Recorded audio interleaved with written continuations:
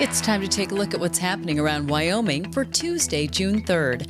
I'm Wendy Corr, bringing you headlines from the Cowboy State Daily newsroom, brought to you by the Wyoming Community Foundation, who asks you to give back to the place you call home.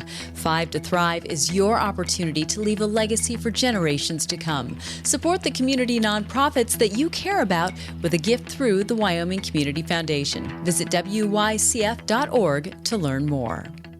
The U.S. Department of Education on Monday announced that it's investigating the University of Wyoming because it, quote, allowed a man to join a campus sorority. It's referring to the UW campus-based sorority chapter of Kappa Kappa Gamma, which inducted a transgender member in 2022. However, Cowboy State Daily's Claire McFarland reports that UW was not the entity responsible. The campus-based chapter of the sorority did that itself by a vote of its members in 2022.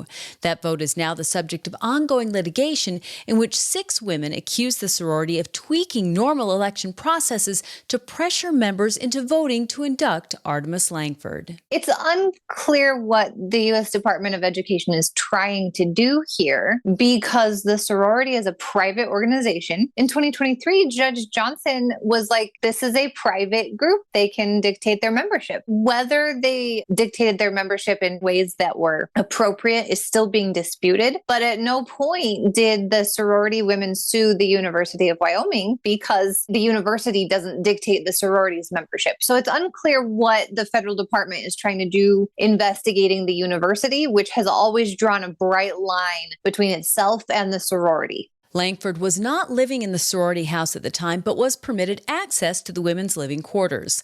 The lawsuit complaint alleges awkward encounters between Langford and the other members at a slumber party and other events. Sawyer Costa was a fierce friend, loved animals, and shared a family passion for hockey. That's how her mother, Kim, said she'll remember the Laramie 10-year-old who died Saturday, a week after a devastating collision with a truck while she was selling lemonade with her best friend. Kim told Cowboy State Daily's Greg Johnson that Sawyer suffered a traumatic brain injury May 24th when she was hit by a truck while crossing a road near the local golf course. From all accounts, Sawyer Costa was a real spunky girl. Her mother called her a firecracker. Had a passion for hockey. Even though she was a tiny 10-year-old, she was playing on a co-ed team with some of the boys are like 1.5 feet taller than her. And her coach said that she just had no fear. It's just a heartbreaking story for this family and for the whole hockey community, and especially for the family because this comes about 15 months after her father was permanently paralyzed in a rollover crash. The thing that they came up with for the family is just it's unfair. Wyoming Highway Patrol Lieutenant Brock Weitzel said there is an active investigation into the incident, but said he couldn't share any information until that's been completed. On Monday afternoon, Mike Stevens was out moving cattle on his family's Converse County ranch, appreciating the sweeping views of the Laramie Mountains stretching across the horizon. That view is one of the reasons why Stevens is taking legal action against the Wyoming Board of Land Commissioners, which approved a lease for the Pronghorn H2 wind project, which would span roughly 46,000 acres total when including private lands. Stevens told Cowboy State Daily's David Madison that he also believes the board didn't follow proper procedures when it approved the lease by a vote of 4-1. I spoke to Stevens' attorney. They aren't ready to reveal exactly the problem they have with the way this lease for the Pronghorn development came to be, but they have until late June to provide the specifics in a follow-up brief to the court. The concerns they raised were typical of energy development, where there's worries like, well, hey, what if the company goes out of business? Am I going to be left with state land that has non-operating windmills on them? Some other concerns about the wildlife on the land, sage grouse, mule deer, but I think it's a lot to be determined here as far as the particulars in their complaint. Stevens said he's planning to attend an event on Saturday, June 7th, when Secretary of State Chuck Gray will continue his outreach tour, meeting with opponents to the Pronghorn and Sidewinder projects. A static webcam overlooking Black Diamond Pool in Yellowstone National Park has already captured footage of an eruption only 2 weeks after it was installed. This Saturday, Black Diamond Pool in the Biscuit Basin sent hot, muddy water several feet into the air. The eruption only lasted a few seconds, but it sent a torrent of water out of the crater before subsiding.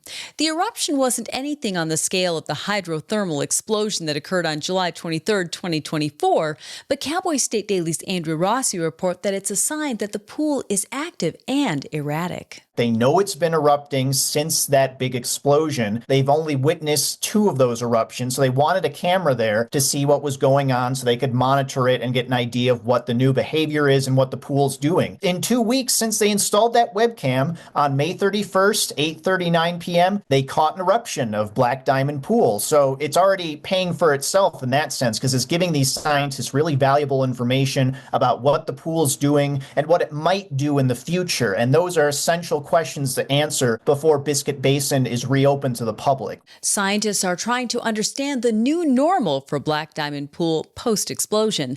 They believe the event last July permanently altered the pool's behavior and plumbing system, and that the pool has yet to establish its new pattern of behavior.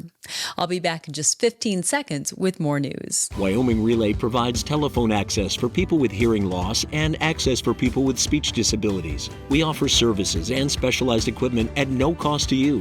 No matter what your level of hearing loss or speech disability, Wyoming Relay can help. Seating just 8 delegates in the 93-member Wyoming legislature and having weathered tough losses in the 2024 national elections, the Wyoming Democrats' strategy is to plunge into rural communities and help people on the ground.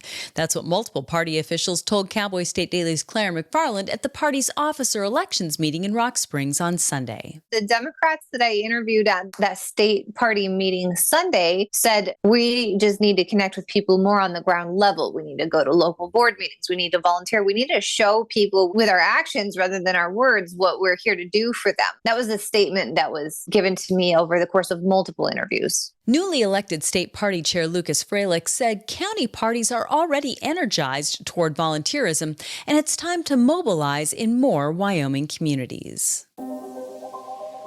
More than 3 weeks after 15 of their cattle fell over, suffered seizures, and died in a single day on a Colorado ranch, the cattle's owners remain completely baffled as to the cause.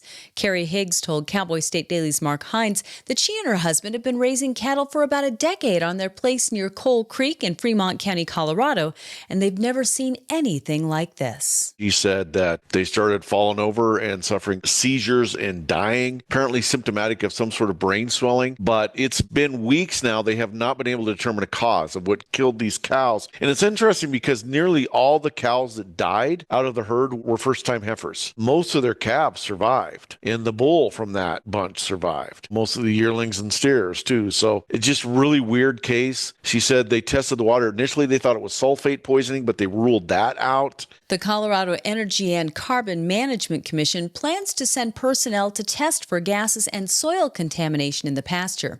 And Higgs said she'd also like a thorough necropsy done on at least one of the cattle carcasses, but that hasn't happened yet.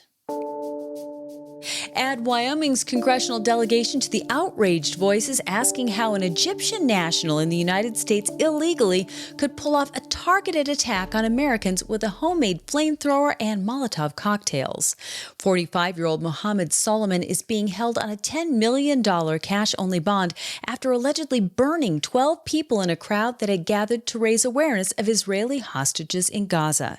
Wyoming's U.S. Representative Harriet Hageman told Cowboy State Daily's Greg Johnson that the fact that the suspect was in this country illegally after overstaying a B-2 non-immigrant visa issued under the Biden administration is, quote, unacceptable. Both Harriet Hageman and Cynthia Lummis responded to questions about that, saying that it's an example of just how bad Biden's immigration policies have been and that they're still having to deal with it. He apparently yelled "Free Palestine" as he fired a makeshift flamethrower into the crowd and tossed a couple of Molotov cocktails. They nabbed him pretty quickly, and they found that he had 16 other unused Molotov cocktails at the ready, and that he afterward had said that he planned it for a year and that he wasn't sorry and then he would do it again. In a statement to Cowboy State Daily on Monday, Senator Cynthia Lummis doubled down on the need to tighten immigration policy.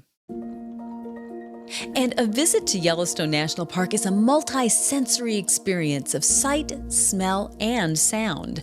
One sound that always thrills and chills in Yellowstone is the distant howling of wolves. But while anyone can find and listen to a mud pot or a waterfall, there isn't a venue or a set schedule that will lead visitors to a guaranteed chorus of wolves. So what's the best way to hear wolves in Yellowstone? Cowboy State Daily's Andrew Rossi reports that it depends on the time, the season, and the reason. The best times to listen for them are dawn and dusk because they're crepuscular, which means they're most active at dawn and dusk. Howling is territorial, so if you want to hear wolves howling, you want to go at the time when they're establishing territory, which tends to be winter, so summer's not the best time of year to hear them. And naturally, you want to go to the spots where the wolves are just hanging out, and that tends to be the northern section of the park along the Lamar Valley. The entirety of the northeast entrance road from Mammoth Hot Springs to Cook City, Montana, has higher chances for wolf howling. According to the National Park Service, there were at least 8 different wolf packs with territory along that road in 2023. And that's today's news. Get your free digital subscription to Wyoming's only statewide newspaper by clicking on the daily newsletter button on cowboystatedaily.com. And you can watch this newscast every day by clicking subscribe on our YouTube channel or listen to us on your favorite podcast app. Thanks for tuning in. I'm Wendy Corr for Cowboy State Daily.